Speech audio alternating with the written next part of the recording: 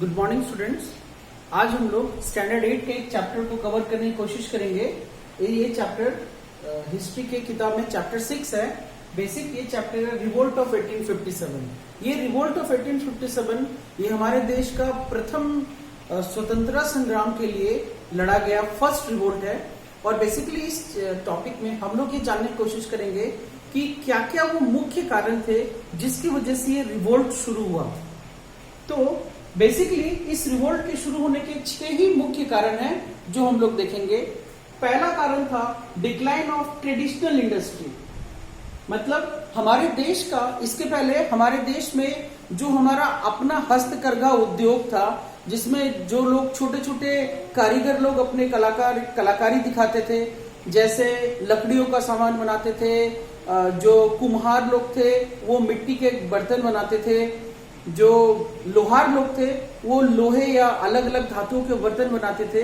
तो उनका small scale industries चलता था, हैंडीक्राफ्ट इंडस्ट्रीज चलता था, और स्मॉल स्केल कॉटेज इंडस्ट्री, जैसे जो लोग छोटे छोटे डेयरी फार्म चलाते थे, या फिर जो सिल्क एग्रीकल्चर करते थे, या छोटे पैमाने पे घर या कॉटेज टाइप का जो इंडस्ट्री चलाते थे, वो पूरी तरह से डिक्लाइन हो गया। वो कैसे डिक्लाइन हुआ? बेसिकली ब्रिटिशर्स लोग जब हमारे इंडिया में आए तो ये लोग हमारे इंडिया का रॉ मटेरियल्स बहुत ही चीप रेट में हमारे पास से लेकर जाने लगे, और हम इंडियंस को बेसिकली इस रेट का पता ही नहीं था। वो लोग हमारे पास से चीप रेट में रॉ मटेरियल्स लेकर जाते थे, और अपने वहां पर अपने इंग्लैंड में उनके पास बहुत सारी फैक्ट्रीज थी।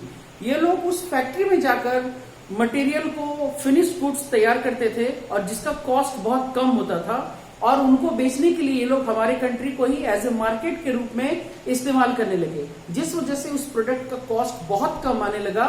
और लोगों को तो सस्ता सामान चाहिए, कम रेट में सामान चाहिए, जिस वजह से ये लोग जितने कारीगर थे ये लोग बेरोजगार हो गए। और अल्टीमेटली ये जो ब्रिटिशर्स के जो टी गार्डन था या उनका अपना जो एग्रीकल्चरल लैंड था, वहां पर एज ए फोर्स्ड लेबर की तरह काम करने लगे। इस तरीके से वे लोग जो अपना स्वतंत्र रूप से काम करते थे वो पूरी तरीके से फोर्स लेबर के रूप में काउंट होने लगे। सेकंड पॉइंट है डिक्लाइन ऑफ एग्रीकल्चर एंड फार्माइंस। ये हम लोग इस पॉइंट को ऐसे डिफाइन करेंगे। बेसिकली ब्रिटिशर्स जब हमारे कंट्री में आए, जब उन्होंने हमारे कंट्रीज को धीरे धीरे अपने लैंड रिफॉर्म पॉलिसीज से, जैसे रैयतवारी सिस्टम, महालवारी सिस्टम, ये सारा सिस्टम यूज करके जब पूरे हमारे देश के लैंड को अपने कंट्रोल में कर लिया, उसके बाद क्या हुआ, इन लोगों ने हमारे एग्रीकल्चर सिस्टम को चेंज करने की कोशिश की। ये लोग बेसिकली हम इंडियन फार्मर्स को स्पेशली कमर्शियल क्रॉप या कैश क्रॉप उगाने के लिए मजबूर करते थे, और भयंकर यातनाएं दी जाती थी। ये कैश क्रॉप क्या है मैं बता दूं। ये कैश क्रॉप बेसिकली कॉटन है, शुगर कैन है, वो जो नील होता है वो है, डाइज है। ये वैसे कैश क्रॉप्स थे जिनको बेचकर डायरेक्ट उन्हें मुनाफा होता था। तो ये लोग उस कैश क्रॉप की ओर ज्यादा से ज्यादा हमारे किसानों को फोर्स करते थे।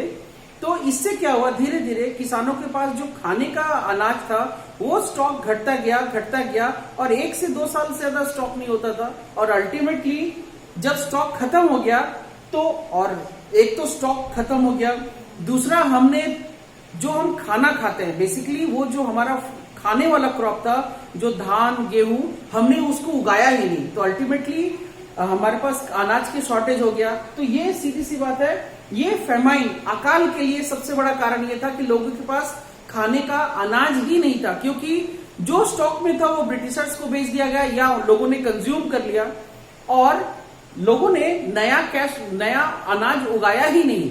तो एक फेमाइन की स्थिति आ गई, जिस वजह से ये जो ग्रुप था, किसानों का एक ग्रुप था, इनको भी फोर्स लेबर में अल्टीमेटली कन्वर्ट कर दिया गया, जो ब्रिटिश के टी प्लांटेशन और फैक्ट्रीज के मजदूर हो गए। थर्ड है लैंड रिफॉर्म पॉलिसीज। ये हमने लास्ट चैप्टर में देखा था कि लैंड रिफॉर्म पॉलिसीज था, जिसमें रैयतवारी सिस्टम, महालवारी सिस्टम, ये 2-3 सिस्टम्स को यूज करने के बाद ब्रिटिशर्स ने सीधा हमारे देश के जितने भी लैंड थे वो वहां से ब्रिटिशर्स अपने कंट्रोल में ले लिया।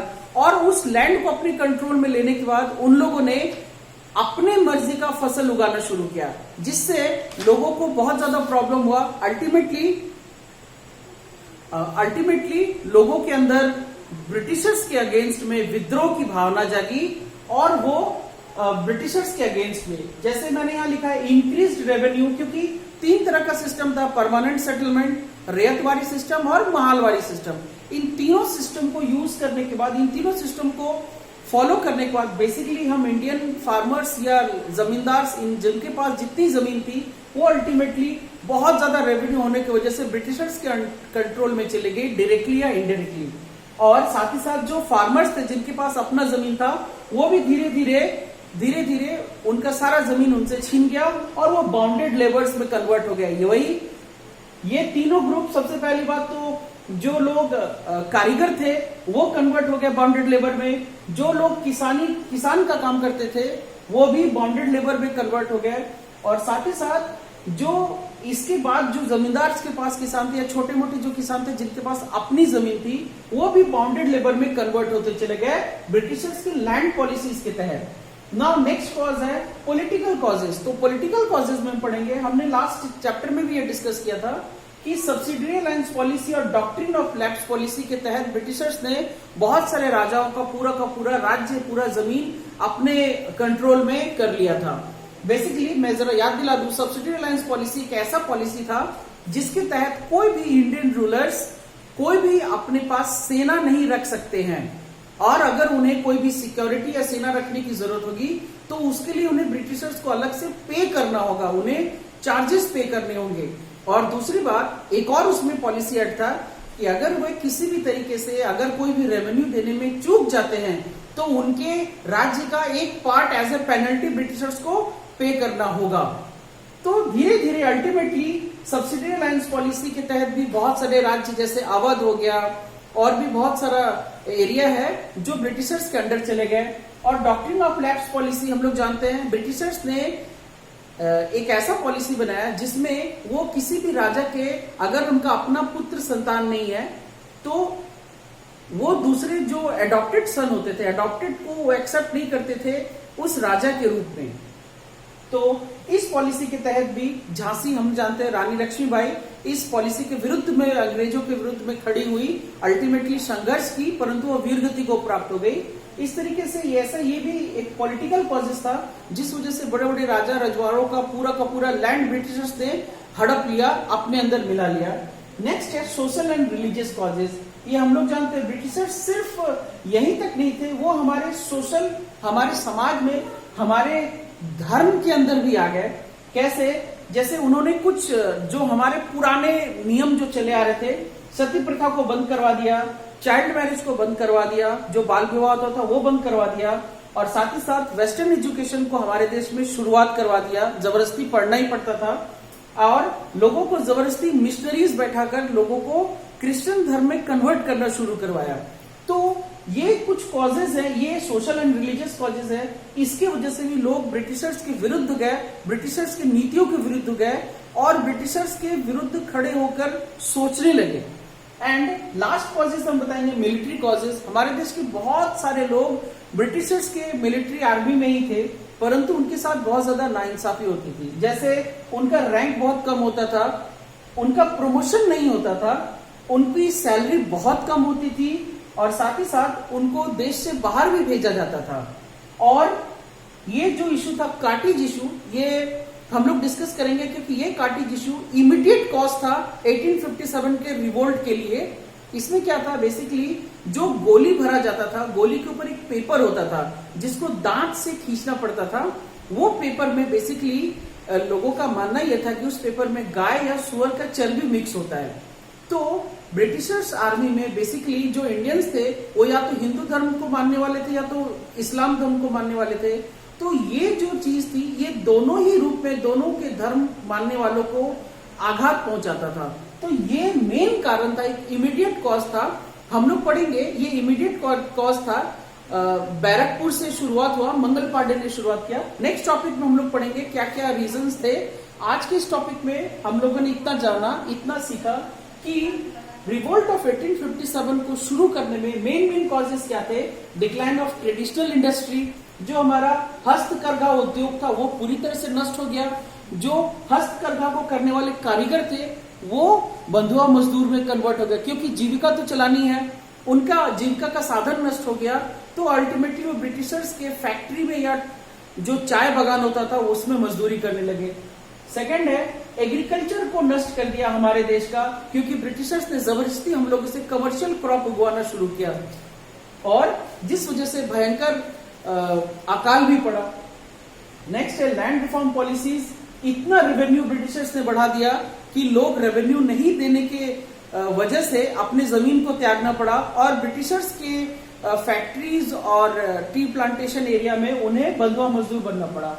पॉलिटिकल कॉजेज में हमने देखा सब्सिडी अलायंस पॉलिसी और डॉक्ट्रिन ऑफ लैप्स पॉलिसी के तहत बड़े बड़े राजा और जमींदारों को अपना पूरा का पूरा राज्य, पूरा जमीन छोड़ना पड़ा। नेक्स्ट है सोशल एंड रिलीजियस कॉजेज। हमने देखा जो हमारे पुराने जमाने से, पुराने कई हजारों सालों से चली आ रही थी जो नियम, ये बंद करा दी गई। हालांकि ये देखा जाए तो सामाजिक तौर पे बहुत सही था, क्योंकि सती प्रथा किसी भी रूप से सही नहीं था, परंतु ये पुराने कंजर्वेटिव दिमाग के लोगों को ये एक्सेप्टेड नहीं था। नेक्स्ट है चाइल्ड मैरिज। ये भी सही है। बाल विवाह बिल्कुल सही नहीं था, क्योंकि अगर समाज में डेवलपमेंट चाहिए तो बाल विवाह को रोकना होगा। वेस्टर्न एजुकेशन, ब्रिटिशर्स लोग वेस्टर्न एजुकेशन हमारे देश में इसलिए लाए थे ताकि हमारे देश के लोग बहुत ही इंटेलिजेंट टाइप के होते हैं, ये बहुत जल्दी किसी भी चीज को सीख लेते हैं, सीखने में सक्षम होते हैं। ये एजुकेशन के तहत ब्रिटिशर जो भारतीय वेस्टर्न एजुकेशन इंग्लिश को सीख लिया, वो ब्रिटिश के ऑफिस में आसानी से बहुत ही कम तनख्वाह में काम करने के लिए तैयार हो जाता था। इस प्रकार ब्रिटिशर्स को इंग्लिश एजुकेशन भारत में लाने का सबसे बड़ा फायदा हुआ। लास्ट था मिलिट्री कॉजेज, जिसमें जो लोग मिलिट्री ज्वाइन करते थे, ब्रिटिश आर्मी को ज्वाइन करते थे, उनके साथ जो शोषण होता था, रैंक कम होता था, प्रमोशन नहीं होता था, सैलरी कम होती थी, साथ ही साथ उनको देश से बाहर भी भेजा जाता था। और लास्ट इशू था कार्टेज इशू। ये सारे पॉइंट्स थे जो 1857 के जो विद्रोह हुआ था, प्रथम विद्रोह हुआ था, जो फर्स्ट रिवोल्ट हुआ था, उसको स्टार्ट करने के लिए ये सारे पॉइंट्स जिम्मेदार हैं। आशा करता हूं आपको मेरा ये वीडियो पसंद आया होगा। अगर आपको अच्छा लगे तो इसको लाइक और शेयर जरूर करें। धन्यवाद।